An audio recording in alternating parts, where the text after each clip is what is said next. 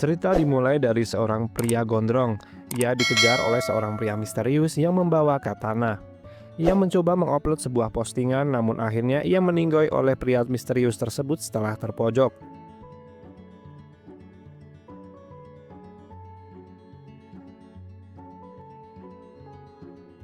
Beralih ke sekelompok mahasiswa yang sedang memainkan sebuah game online. Terlihat salah satu pemuda yang tidak fokus karena membalas chat balasan dari seorang cewek. Pemuda tersebut bernama Inukai Tadashi atau biasa dipanggil Hachi. Hachi adalah mahasiswa dan seorang gamers tanpa punya pengalaman bersama wanita sama sekali. Ia sangat menginginkan seorang pacar. Bahkan ketika teman-teman gamenya yang menegur Hachi gara-gara tidak fokus dengan latihan mereka, tidak percaya bahwa Hachi mempunyai seorang pacar. Dan benar saja, wanita yang berkomunikasi dengan Hachi adalah pacar online. Mereka belum pernah bertemu sama sekali. Tapi Hachi sangat naif dan polos, ia merasa bahwa mereka cocok. Hachi mempunyai kebiasaan yang membuatnya dipanggil si basah, karena setiap kali Hachi gugup, tangannya akan berkeringat dan basah kuyup.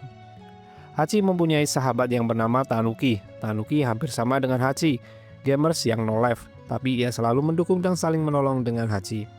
Tanuki menyuruh Hachi untuk kopi darat atau bertemu langsung dengan pacar online-nya, untuk membuktikan bahwa ia bukan seorang pecundang. Namun Hachi merasa gugup dan belum siap jika harus bertemu dengan pacar online-nya. Sampai di rumah, Hachi melanjutkan chattingan dengan pacar online-nya yang mengaku bernama Mai. Kali ini ia memberanikan diri untuk mengajaknya bertemu dan makan bersama, tapi Mai menolaknya dengan alasan sudah mempunyai acara. Ternyata Hachi sangat serius dengan Mai, bahkan sampai membelanjakan daftar keinginan Mai.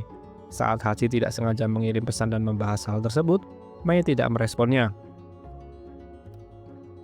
Lalu Hachi mencoba video call Mai. Ternyata Mai tidak sengaja mengangkatnya, yang muncul adalah seorang om-om no life. Hachi terkejut dan tidak percaya setelah melihatnya.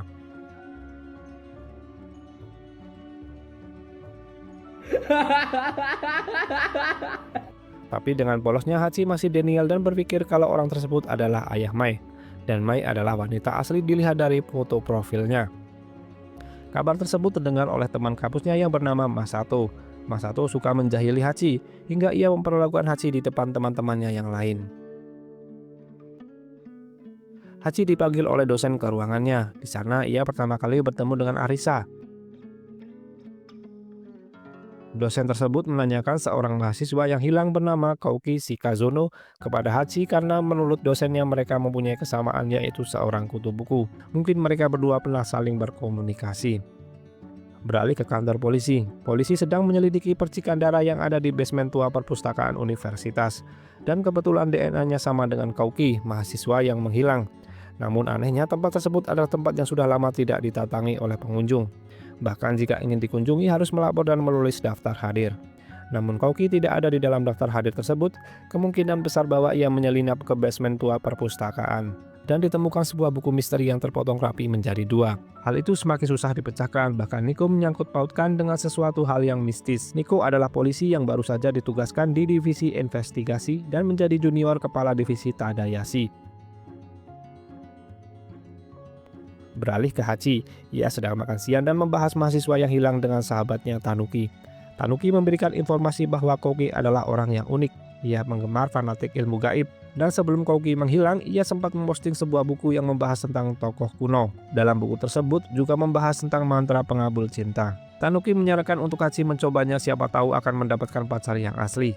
Hachi pun penasaran dan tertarik mencobanya. Singkat cerita, Hachi mencoba ritual tersebut dengan bahan-bahan seadanya, yang penting masih masuk kategori. Dan yang terakhir, darah seorang perawan. Namun karena Hachi tidak akur dengan adiknya, tentu saja hal itu mustahil didapatkan. Ia mengganti dengan darahnya sendiri karena ia masih perjaka. Lalu Hachi memulai ritualnya dan membacakan mantranya berulang kali. Tapi tidak terjadi apa-apa. Hachi merasa konyol karena benar-benar melakukan ritual tersebut. Hachi pergi untuk tidur, lalu muncul sesuatu pada ritualnya. Hari berikutnya di sekolah, Hachi kira ritualnya sukses karena ada wanita yang menyapanya. Ternyata ia salah sangka, wanita tersebut memanggil orang di belakang Hachi dan menganggap bahwa Hachi adalah pria yang aneh. Gani! Saat ia melanjutkan untuk berjalan, ia dikagetkan dengan munculnya bayangan hitam di langit, lalu muncul seorang wanita cantik berpakaian aneh. Wanita tersebut memperkenalkan dirinya bernama Izuna Imiki atau dipanggil Izzy. Izzy mengatakan bahwa ia mencari Hachi dan tiba-tiba saja langsung menawarkan bercocok tanam. Hachi yang merasa bahwa ia diprank oleh Masamoto lalu mencoba meninggalkan Izzy. Izzy menarik Hachi dengan kekuatannya dan lagi-lagi mengajak Hachi untuk bercocok tanam. Hachi yang masih bingung lari ketakutan. Izzy mengikuti Hachi sampai di rumah dengan tiba-tiba muncul di kamar Hachi. Hachi yang terkaget dengan kemunculan Izzy diciumnya. Dan Izzy langsung mengajak Hachi untuk bertempur. Hachi menolaknya, bukannya tidak mau, tapi ia ingin istimewa tidak yang tiba-tiba. Lalu Hachi terselamatkan karena panggilan ibunya, dan ternyata Izzy sudah menghilang dari kamar Hachi.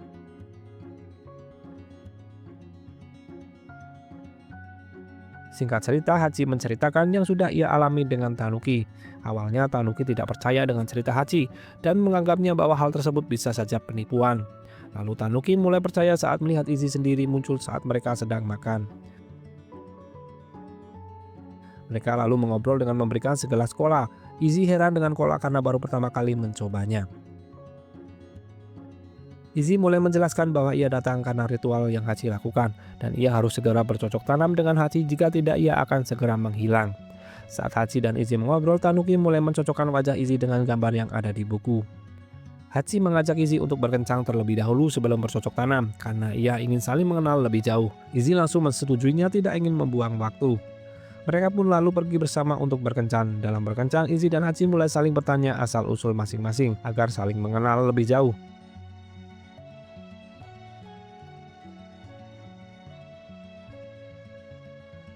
Di tengah perjalanan, mereka lalu bertemu dengan Masato. Masato yang jahil kepada Hachi tidak percaya bahwa Izzy adalah pacar Hachi. Lalu ia mengundang Izzy untuk datang ke pesta privat VIP sepupunya yang bernama Hayato Ippongi. Namun tidak dengan Hachi. Pesta tersebut akan diisi oleh anak-anak orang kaya. Mendengar nama Ippongi, Izzy langsung berencana menuju ke pesta tersebut. Ada seseorang yang ia incar apabila Hachi tidak mau segera bercocok tanam dengannya, lalu Izzy meninggalkan Hachi.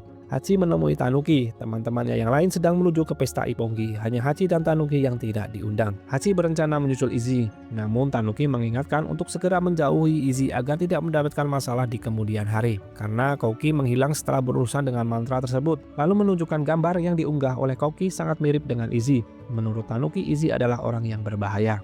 Tetapi Hachi masih saja denial dan keras kepala. Ia menganggap hal tersebut adalah kesempatan sekali seumur hidup untuk bisa mendapatkan pacar. Lalu Hachi pergi untuk menyusul Izzy. Beralih ke pesta VIP yang meriah. Orang yang mengadakan pesta tersebut adalah Hayato Ippongi, pewaris tunggal perusahaan Ippongi. Sementara itu, Tanuki mempelajari tentang mitologi yokai. Buku tersebut menginfokan tentang ritual terlarang antara yokai dengan manusia. Yokai memerlukan manusia untuk menjadikannya inang agar kekuatannya pulih kembali. Melihat fakta tersebut, Tanuki buru-buru menuju ke Hachi untuk memperingatkannya. Hachi akhirnya menemukan Izzy. Ia bersama dengan Masato. Masato mengajak Izzy untuk lomba dart jika ia ingin diperkenalkan kepada Hayato. Masato dikagetkan dengan keahlian Izzy menggunakan senjata asli.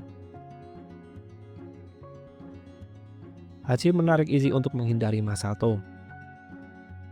Tanuki sedang mencari Hachi, sementara itu Hachi dan Izzy menuju ke lemari pakaian. Di dalamnya Hachi mengungkapkan perasaannya kepada Izzy. Mereka pun tanpa basa-basi langsung bertempur. Izzy seperti mendapatkan kekuatannya kembali. Setelah selesai, Izzy memberitahu bahwa mereka akan terikat selamanya. Tiba-tiba Izzy menghilang setelah melihat Hayato. Akhirnya Tanuki bertemu dengan Izzy yang sedang berbunga-bunga. Lalu Tanuki memberikan info fakta tentang Izzy dan resiko jika bercocok tanam dengannya. Izzy adalah seorang yokai rubah iblis dan jika sudah melakukan ritual terlarang dengan manusia, mereka akan terikat selamanya dan menyedot kekuatan spiritual manusia. Hachi hanya bisa bengong karena ia sudah terlanjur melakukannya. Berpindah ke Izzy. Izzy bertemu dengan Hayato. Mereka mengobrol tentang barang-barang antik sepeninggalan leluhurnya. Izzy mengetahui tentang seluk-beluk leluhurnya. Lalu Izzy mengeluarkan katananya dari pinggang.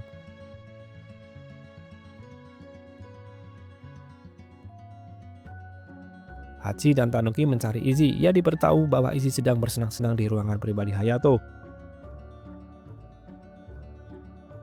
Sementara itu, kepala divisi investigasi sedang menyelidiki isi laptop dari mahasiswa yang hilang bernama Kouki. Ia menemukan video yang membahas tentang buku terlarang dan yokai. Kepala divisi investigasi ternyata ayah Hachi yang bernama Inukai Tadayoshi.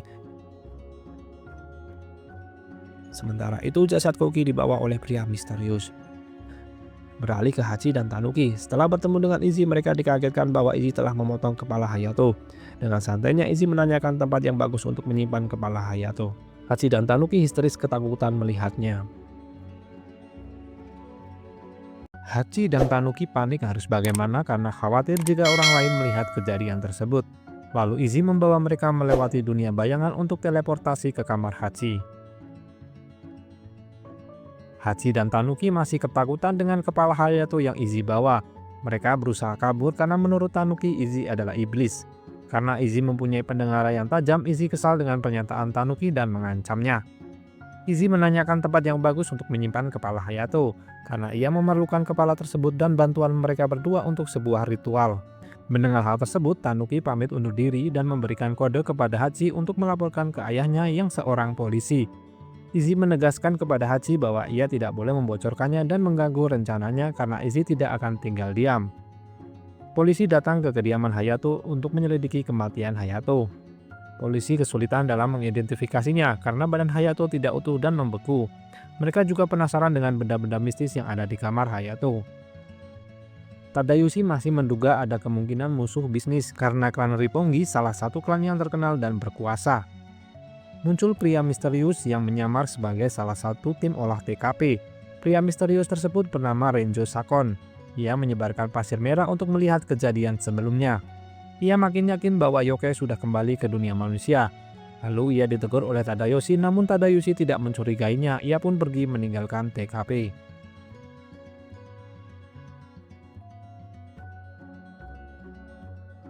Hachi mencoba berbicara kepada Izzy sebelumnya ia memindahkan kepala Hayato ke kulkasnya.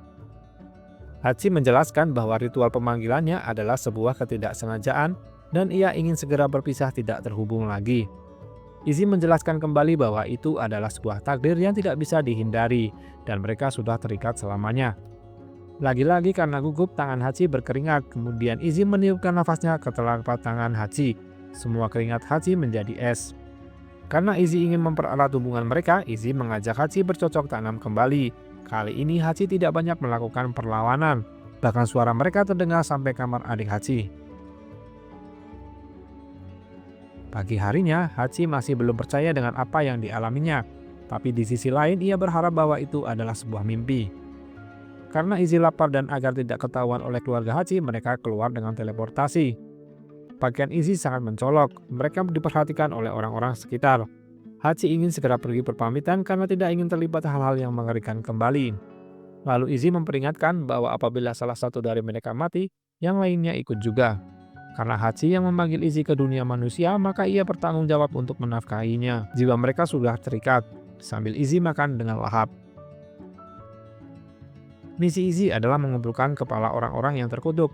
Mendengar hal tersebut, Hachi mual karena mengingat kepala yang ada di kulkasnya. Izzy menyimpulkan sendiri bahwa Hachi masih ragu dengan hubungan mereka dan menyarankan untuk segera melakukan pernikahan. Hachi terkejut mendengarnya. Sebelum Izzy pergi mencari baju dan tarian untuk pernikahan, Hachi membelikan sebuah HP kepada Izzy untuk komunikasi dan mengajarkan cara menggunakannya. Izzy sangat menyukai sihir zaman modern, lalu tiba-tiba menghilang. Hachi menemui Tanuki untuk meminta pertolongan, tapi Tanuki menghindari Hachi pura-pura sibuk dan tidak mendengar. Hachi panik karena rencana Izzy adalah ingin mengumpulkan kepala lebih banyak lagi. Tanuki memberikan saran untuk melaporkannya kepada ayah Hachi.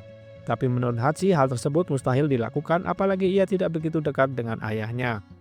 Apalagi Izzy sedang menyiapkan acara pernikahan untuk mereka berdua. Karena ikatan Izzy dan Hachi adalah sebuah kutukan, menurut Tanuki berarti ada cara untuk mematahkan kutukan tersebut. Mereka berdua menuju ke perpustakaan universitas. Tapi mereka merasa kesulitan karena tulisan yang ada di buku tersebut berhuruf Sanskerta kuno. Karena mereka berdua terlalu berisik di perpustakaan, mereka ditegur oleh Arisa. Arisa adalah wanita yang sebelumnya Hachi temui di ruang dosen. Arisa tertarik dengan buku yang mereka berdua baca lalu menanyakan kenapa mereka berdua membaca buku tersebut. Karena Arisa juga bisa membaca huruf Sanskerta. Tanuki menjelaskan bahwa ia sedang mencari ritual untuk mengusir yokai untuk tugas kuliah. Lalu Arisa mencarikan buku yang mereka cari dan memberitahu ritual pengusiran yang dimaksud. Keluarga Arisa adalah pencinta cerita mitologi, jadi ia juga suka dengan hal-hal sihir dan dunia gaib. Kemudian Arisa berpamitan. Sebelum membacanya, Hachi mencari lokasi keberadaan Izzy lewat HP yang Hachi belikan sebelumnya. Ternyata Izzy berada di Kamakura. Izzy sedang belajar untuk menari. Selain tarian tradisional, Izzy juga tertarik dengan tarian modern.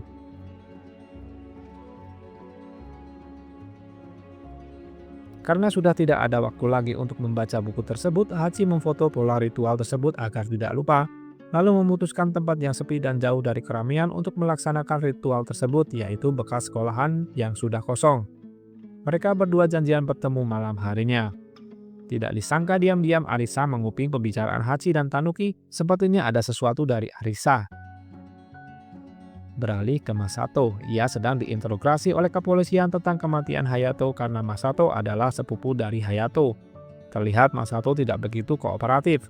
Sebenarnya ia tidak tahu apa-apa tentang kejadian tersebut, tapi ia memberikan informasi bahwa Hayato dan ayahnya tidak begitu akur dan jarang berbicara. Ayah Hayato adalah orang yang angkuh dan selalu membahas tentang melindungi dunia. Setelah selesai menginterogasi Masato, kepolisian berencana menginterogasi ayah Hayato, tapi sebelumnya Tadayoshi mengingatkan kepada Nico untuk tidak dihubungkan dengan kejadian mistis dan sihir, karena menurut Tadayoshi hal itu tidak ada. Saat malam hari, Hachi menuju ke tempat yang sudah direncanakan bersama Tanuki. Sebelumnya ia berpapasan dengan ayahnya. Hachi dan ayahnya sangat canggung. Hachi berpamitan ke pusat kebugaran ke ayahnya. Lalu ayahnya menanyakan apakah Hachi mengenal Hayato Ippongi karena Hachi berasal dari kampus yang sama. Hachi menjawab bahwa ia tidak mengenalnya. Hachi menuju ke sekolah kosong lalu mempersiapkan ritualnya. Tanuki datang membawa sesajen berupa ayam panggang karena ia kesulitan mencari ayam yang baru dipotong. Lalu mereka melanjutkan persiapannya sebelum Izzy datang.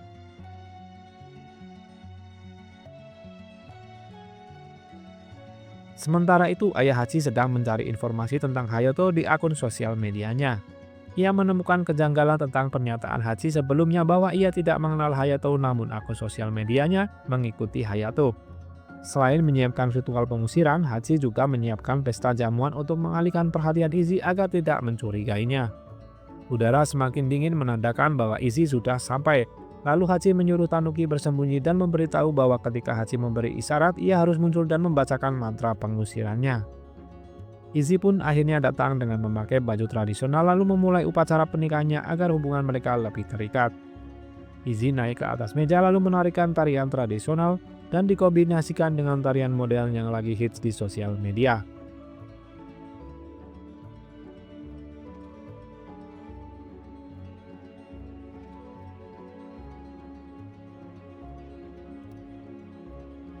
Selesai menari menandakan bahwa ritualnya sudah selesai dan ikatan mereka resmi terhubung jiwa dan raga. Namun Hachi tidak menunjukkan ekspresi bahagia, lalu mempersilahkan Izzy untuk duduk dan makan bersama. Namun Izzy mencurigai sesuatu, ia mencium bau dupa dan menolak meminum alkohol dari pemberian Hachi. Izzy melihat tangan Hachi berkeringat yang menunjukkan bahwa Hachi sedang gugup atau menyembunyikan sesuatu. Karena panik dan ketakutan, Hachi langsung memberikan kode kepada Tanuki. Tanuki keluar dan membacakan mantranya, dan ternyata tidak terjadi apa-apa.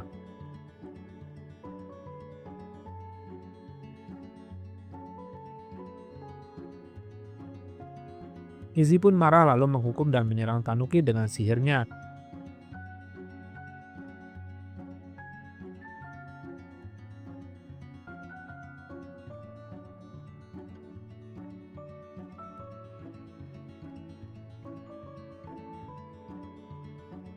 Melihat sahabatnya dalam bahaya, Hachi meminta maaf dan berjanji akan menerima Izzy dan hubungannya sambil berlutut. Izzy pun melepaskan Tanuki lalu menghilang dengan perasaan marah. Hachi merasakan perasaan seorang pacar yang marah dengannya.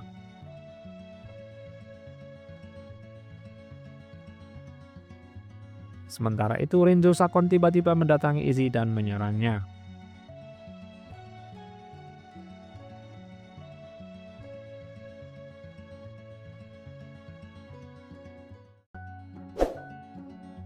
Izzy dan Tenkai klaim pernah saling mengalahkan. Mereka berdua pun bertarung sengit berpindah-pindah tempat menggunakan dunia bayangan.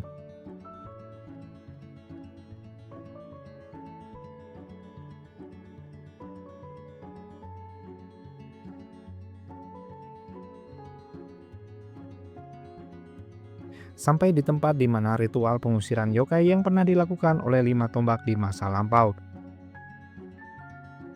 Izzy terdesak karena Tenkai juga bisa menggunakan dunia bayangan. Kekuatan tersebut Tenkai peroleh dari kalung yang diberikan oleh 5 tombak. Kalung tersebut menyimpan kekuatan rampasan dari yokai lainnya. Suara yokai yang menangis terdengar karena kekuatan para yokai yang Tenkai kuras. Mendengar hal tersebut, Izzy sangat marah dan menyerang Tenkai dengan membabi buta. Namun Tenkai lebih unggul sehingga mampu melukai pinggang Izzy. Tapi Izzy mampu mencuri kesempatan menghancurkan kalung milik Tenkai agar tidak bisa mengejarnya yang menghilang setelahnya. Izzy yang terluka berpindah ke kamar Hachi. Ia berusaha menutupi luka agar tidak terlihat oleh Hachi. Hachi yang kaget dengan kedatangan Izzy juga belum tahu bahwa Izzy terluka lalu meminta maaf dan menyesal tentang perbuatannya. Hachi pun memberi tempat tidurnya untuk Izzy istirahat. Awalnya Tenkai yang kehilangan kekuatan untuk teleportasinya ingin merampas mobil yang ia temui. Ternyata pemilik mobil adalah orang hipis yang ramah dan mempersilahkan Tenkai untuk menumpang. Mereka berdua sama-sama orang yang aneh, tapi untungnya perbincangan mereka nyambung lalu mereka menjalin pertemanan. Mereka menikmati musik yang dimainkan oleh orang hipis tersebut. Pagi harinya Hachi yang tertidur di meja belajar karena kasurnya ia pinjamkan ke Izzy pun terbangun dan tidak menemukan keberadaan Izzy. Lalu Hachi bersiap untuk berangkat ujian. Sebelumnya ia sarapan pagi bersama dengan keluarganya. Ayahnya masih kepikiran tentang pernyataan Hachi sebelumnya tentang Hayato. Hachi bertemu dengan Tanuki. Hachi mulai merencanakan untuk hidup berdampingan dengan Izzy dengan beberapa peraturan yang harus ditaati. Tanuki berpikir bahwa Hachi mulai jatuh cinta dengan Izzy. Hachi pun tidak menyangkalnya, tapi untuk saat ini mereka mau fokus untuk ujian. Di bawah tanah, Tenkai sedang melakukan sebuah ritual sembari memutar lagu klasik yang ia putar bersama teman hipisnya. Ritual yang dilakukan Tenkai adalah membangkitkan kembali Koki. Koki menjadi zombie di bawah kendali Tenkai. Sementara itu, Izzy yang masih kesakitan karena lukanya mendapatkan pesan dari Hachi dan sebuah sarapan. Setelah selesai ujian, Hachi didatangi oleh Masato yang marah karena telah diinterogasi oleh ayah Hachi. Ia melampiaskan ke Hachi dan menganggap bahwa ayahnya tidak kompeten dalam mengungkap kejahatan. Tapi tindakan Masato dicegah oleh Izzy. Izzy memberi pelajaran ke Masato. Masato pun lari meninggalkan mereka. Lalu Izzy berterima kasih tentang sarapan yang diberikan oleh Hachi. Lalu tiba-tiba tertunduk kesakitan. Hachi lalu membawa Izzy pergi dari kampus. Dari jauh Koki mengamati mereka dan setelah ada teman Koki yang menyapanya, Koki merampas laptop milik temannya tersebut. Berpindah ke Tadayoshi yang sedang menganalisa kasus terbunuhnya Hayato Ippongi. Ia menemukan hal yang baru, yaitu Koki mahasiswa yang menghilang sebelumnya pernah berfoto di lobi kantor utama Ippongi. Sementara itu Nico heran dengan ayah Hayato. Padahal anaknya meninggoy, tapi ayahnya terkesan menghindari kepolisian karena sangat susah untuk meminta janji bertemu. Ippongi adalah perusahaan yang besar dan sudah berjalan dari 500 tahun yang lalu. Nenek moyang mereka adalah keluarga tukang kayu lalu berevolusi menjadi perusahaan yang besar dan mempunyai banyak karyawan saat ini. Tadayoshi lalu mengajak Nico untuk berangkat ke kantor Ippongi. Kembali ke Hachi dan Izzy. Hachi memberikan es krim kepada Izzy lalu memberitahu bahwa aturan yang harus Izzy patuhi, yaitu tentang rumah, bahwa ia tidak bisa tinggal di kamar Hachi dengan senjata dan kepala Hayato. Yang kedua adalah tentang pakaian Izzy yang mencolok. Ia harus membaur dengan warga. Dan yang terakhir adalah untuk tidak membunuh seseorang. Izzy yang protes dengan aturan tersebut tiba-tiba merasakan kesakitan dan akan pingsan. Sebelumnya ia meminta untuk dibawa ke mata air. Hachi menggendong Izzy ke kuil yang ada mata airnya. Kemudian memberikan minum dari mata air tersebut kepada Izzy. Ajaibnya, luka Izzy menutup dan Izzy kembali pulih. Mata air tersebut berada di belakang kuil. Dulu Hachi sering dibawa ke mata air tersebut oleh neneknya. Maka dari itu, hanya tempat tersebut yang terpikir olehnya. Izzy merasa aneh karena Hachi sangat memahaminya. Lalu Hachi bertanya kenapa Izzy menyembunyikan lukanya. Izzy menjawab bahwa ia tidak boleh memperlihatkan kelemahannya karena ia tidak percaya dengan dunia manusia. Hachi memberi pengertian bahwa jika Izzy tidak percaya manusia, Izzy hanya perlu percaya padanya. Lalu mereka pun berciuman dan bercocok tanam di tempat tersebut. Tadayoshi dan Nico sampai di perusahaan Ippongi, lalu mereka menemui ayah Hato yang bernama Ippongi Takeru untuk menanyakan soal kasus putranya. Ternyata Takeru sedang sakit dan duduk di kursi roda. Tadayoshi bertanya apakah putra Takeru mempunyai musuh atau tidak. Namun Takeru tidak langsung menjawabnya, melainkan membahas tentang orang yang terpilih dan peran yang berbahaya yang Takeru tidak inginkan dibebankan kepada anaknya. Tadayoshi tidak mengerti dengan yang Takeru bicarakan. Ketika ia ingin penjelasan lebih detail, kesehatan Takeru tiba-tiba mulai menurun. Pengacara Takeru yang bernama Sakon Renjo menghentikan investigasinya dan menyuruh Tadayoshi dan Nico meninggalkan kantor mereka. Sebelum pergi, Tadayoshi bertanya tentang Kouki, mahasiswa yang pernah magang di perusahaan mereka. Namun Sakon menjawab tidak mengenalnya dan akan menghubungi mereka apabila mendapat informasi tersebut. Lalu Takeru memberikan pertanyaan aneh mengenai gambar yang ia tunjukkan, yaitu makhluk yang akan sirna di dunia ini, yaitu manusia. Kembali ke Hachi dan Izzy, mereka terlihat lusuh namun bahagia. Mereka bertemu dengan penjaga kuil yang menyapa. Ia paham apa yang diperbuat dua anak muda tersebut. Penjaga kuil menjelaskan bahwa air terjun milik kuil tersebut mempunyai kekuatan yang spesial.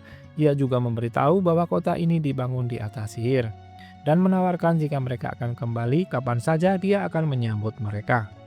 Hachi dan Izzy merasa bahwa penjaga kuil tersebut sangat aneh lalu meninggalkan kuil untuk menuju ke sekolah kosong. Izzy setuju dengan peraturan pertama mengenai tempat tinggal pribadi untuk dirinya. Hachi memindahkan kulkas yang ada di kamarnya untuk ruangan Izzy, lalu Izzy memberikan daftar keinginan kepada Hachi. Untuk aturan yang ketiga, untuk tidak membunuh manusia menurut Izzy susah untuk dilakukan. Hachi lalu menanyakan alasannya. Kemudian Izzy mendekati Hachi dan menempelkan kepalanya ke Izzy untuk mentransfer informasi. Ternyata alasannya adalah karena zaman dulu manusia telah mengkhianati bangsa yokai dan melenyapkan para yokai satu persatu termasuk keluarga Izzy. Lalu ada 5 klan terkeluar dari manusia melakukan ritual untuk mengubur jiwa yokai di antara dunia dan akhirat, yaitu dunia ketiadaan. Para yokai diasingkan ke dalam kegelapan abadi selama 500 tahun sampai Hachi mengeluarkan Izzy karena ritual sebelumnya. Para 5 klan terkuat memiliki penjaga yang membuat penghalang, dan Izzy harus mencari dan mengubur para penjaga tersebut demi mematahkan kutukannya dan menyelamatkan teman-teman Izzy yang lainnya. Beralih ke pengacara Takeru Ippongi yang bernama Sakon Renjo. Ternyata dia mempunyai hubungan dengan Tenkai. Sakon ternyata bersekutu dengan Tenkai. Ia juga mempunyai kekuatan seperti Tenkai. Sakon terkejut kenapa Kokai ada bersama mereka karena Kokai lah yang awalnya mencuri buku tentang yokai sehingga memunculkan masalah yang terjadi. Tenkai memberitahu bahwa Kokai sekarang adalah sekutu baru mereka dan mempunyai rencana untuk mengatasi yokai yang muncul. Sakon menyerahkan tugas menyingkirkan yokai kepada Tenkai karena mulai resah dengan pergerakan polisi.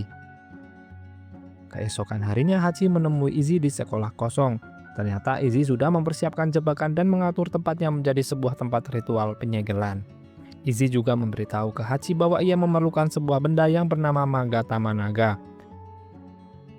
Benda tersebut bisa mengidentifikasi siapa saja yang menjadi penjaga segel. Izzy juga sudah mencari informasi terakhir di mana letak benda tersebut, yaitu berada di pameran kampus Hachi. Rencana Izzy yaitu mengumpulkan kepala para penjaga segel. Mengetahui hal tersebut, Hachi menanyakan apakah harus dengan cara kekerasan, bisakah dengan cara negosiasi, karena zaman sudah berubah. Yang salah adalah leluhurnya bukan keturunannya. Izzy menjawab bahwa hal tersebut tidak mungkin dilakukan, bahkan Izzy tidak akan ragu meskipun leluhur Hachi juga salah satu orang jahat tersebut.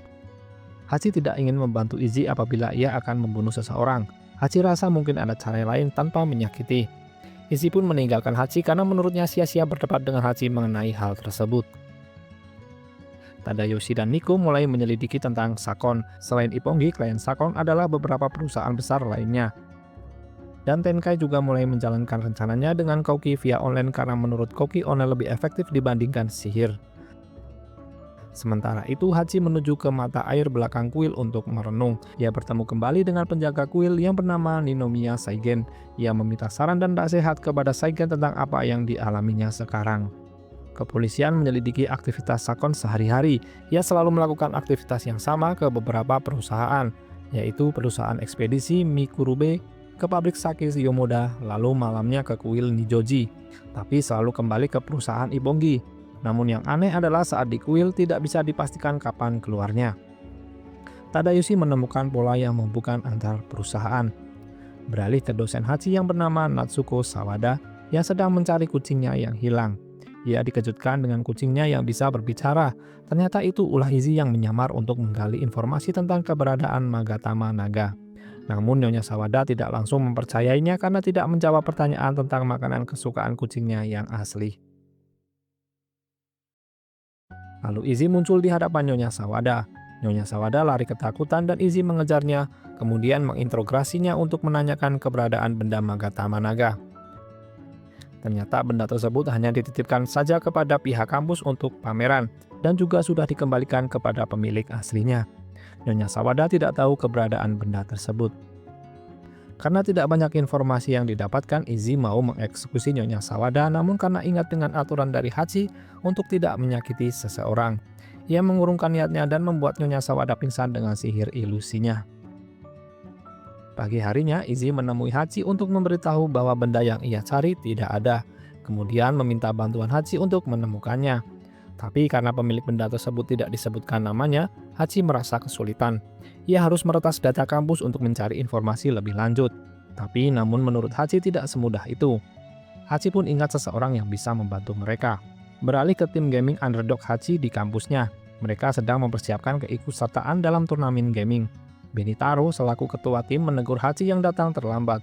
Ia dikagetkan dengan kedatangan Izzy, kemudian Hachi memperkenalkan Izzy sebagai pacarnya.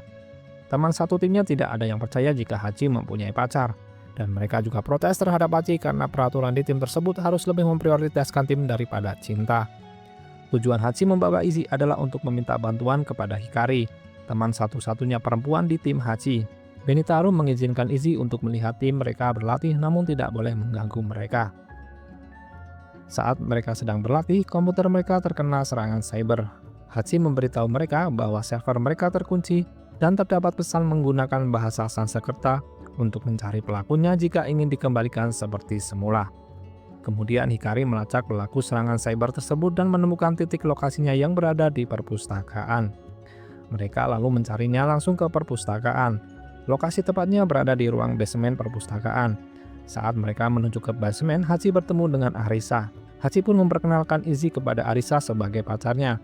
Arisa sangat tertarik dengan penampilan Izzy yang mencolok dan mungkin Arisa mengetahui sesuatu dari Izzy karena saat mereka berpisah gelang Arisa mengeluarkan cahaya.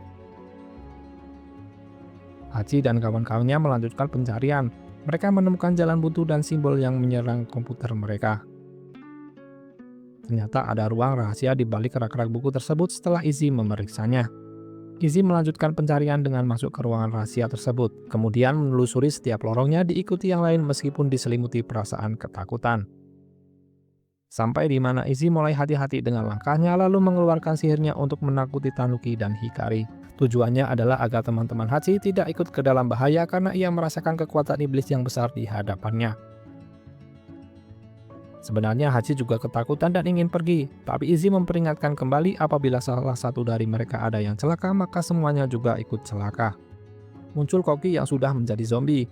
Ternyata selama ini Koki berusaha untuk memanggil Izzy ke dunia manusia, tapi usahanya selalu gagal. Ia kesal kenapa Hachi yang bisa mendapatkan Izzy. Koki mencoba menyerang Hachi namun digagalkan oleh Izzy.